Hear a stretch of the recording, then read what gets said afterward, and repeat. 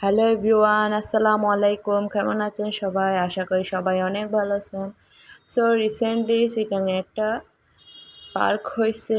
এটা হচ্ছে একটা আবাসিকের মধ্যেই হয়েছে এই পার্কটা। কারণ চিটাঙে এতগুলো বিল্ডিংয়ের মাঝখানে যদি এরকম একটা পার্ক হয়, এটা ব্যাপারটা মন্দ হয় না, অনেক ভালো হয়। দেখেন, এই পার্কটাতে গেছি মূলত আমার থেকে সবচেয়ে বেশি ভালো লাগছে এই বাচ্চাদের অ্যাক্টিভিটিসগুলো রাখছে সেটার কারণ এগুলো রাখার কারণে কি হয়েছে, বাচ্চারা একটু বিকাল টাইমে সময়টা অনেক ভালোই কাটাইতে পারতেছে। কারণ বাচ্চারা একটু এনজয় করে খেলাধুলা করতে আর একটু অ্যাক্টিভিটিস এনজয় করতে, এটাই আর কিছু নয়।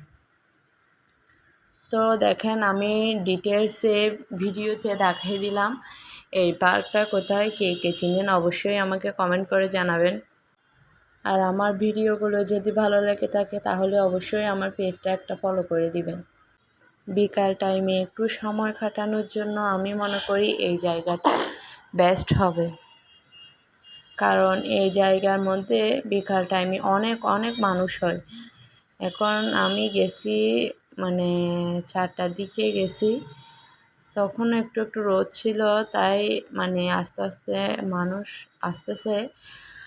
কারণ বাচ্চাদের মায়েদের থেকেও বাচ্চারা বেশি এনজয় করতেছে, কারণ মারাও একটা সময় কাটাতে পারতেছে। কারণ এখানে অনেক বাতাস হচ্ছিল আর খোলামেলা পরিবেশ তো এমনিতেই ভালো লাগে, পার্ক বলতেই শান্তি লাগে।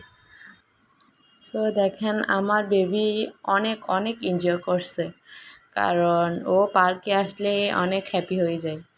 তো এই পার্কটা আমার অনেক ভালো লেগেছে। ছোটোর মধ্যে মানে অনেক স্বস্তি একটা নিঃশ্বাস পাওয়া যায়।